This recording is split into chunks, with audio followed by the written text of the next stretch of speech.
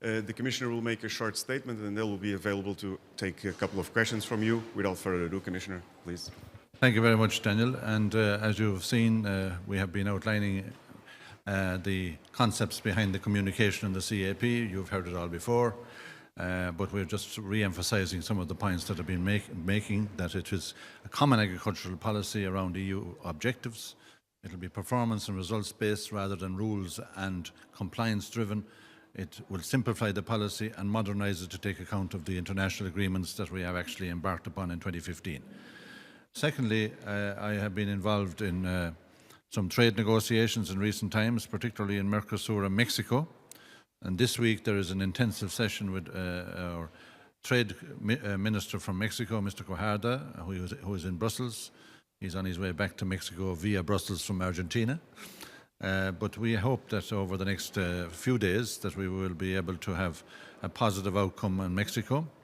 Mercosur talks were quite difficult during the week. There was about 15 open issues still in the Mercosur European Union negotiations, but we feel we have made progress and hopefully that we can conclude successfully a deal between Mercosur and the European Union, provided all our conditions are met in February of 2018. Okay. If you have any questions, please use the microphone that Clémence will hand out to you. Yes, about the CAP and especially the new environmental schemes. You want to replace the greening.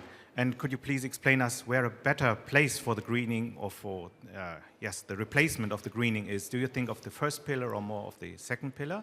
And secondly, you trust a lot for the member states, they have more decisions to do in the environmental schemes.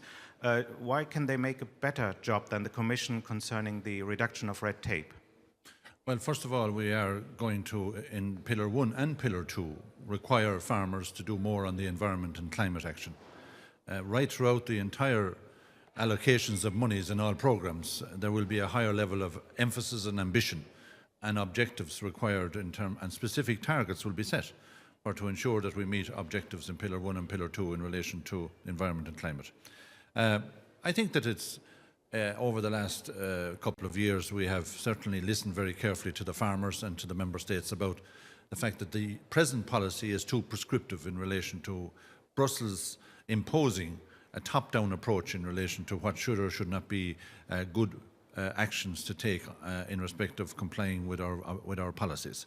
And therefore we are changing the other way around. We are asking now the member states, in order to allow us to get away from a one-size-fits-all approach, to be able to show us how they can meet EU-wide objectives in terms of implementation. So the big focus for member states now will be on implementation.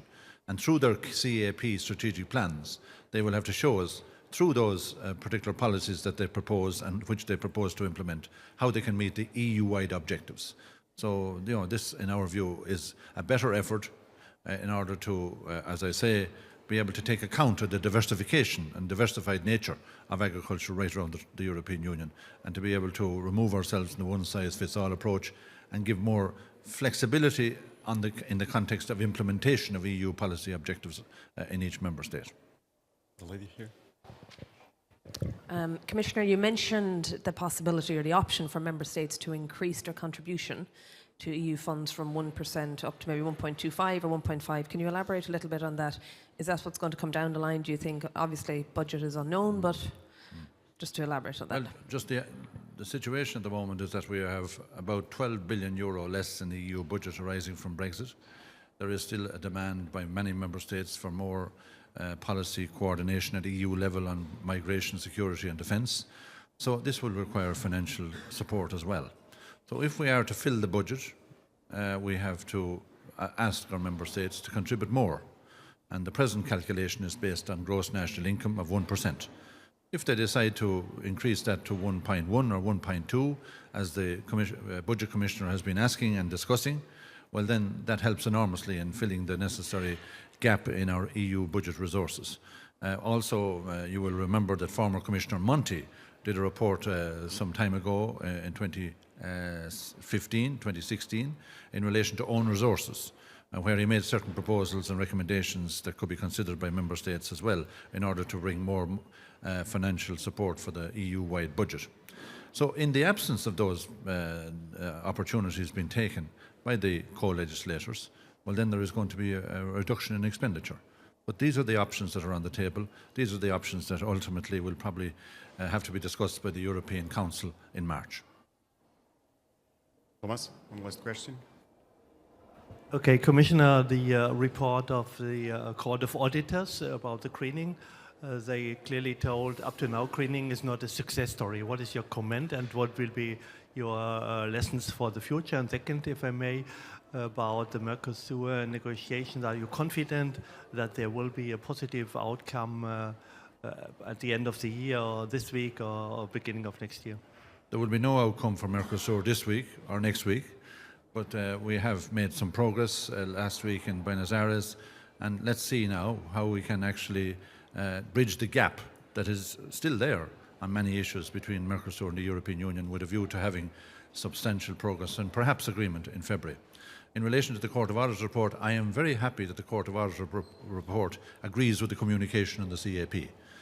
In fact, they're very much in convergence with each other in terms of the messages there, that we believe that the existing system of the green architecture is not working satisfactorily, it's not achieving our environmental and climate objectives, and we need a new way of actually delivering on the environment. And this is what the Court of Auditors have suggested, of which I totally agree. So you're happy with it? Well, I refer to it. I had the communication published before they published theirs. Yes. So they are actually supporting what I did. One very last question, Agnieszka. Sorry, your Mercosur tax. Have you revised your offer on beef, No. Citrus? No, sugar, we have made an offer for the 5th of December, but we haven't changed our offer since then. And these are the revised offer, if we wish to do so, will be discussed with the member states in January. Thank you, Commissioner. Thank you, everyone. We have to go back to the conference that you are also following. See you all there. Happy Christmas. Bye-bye.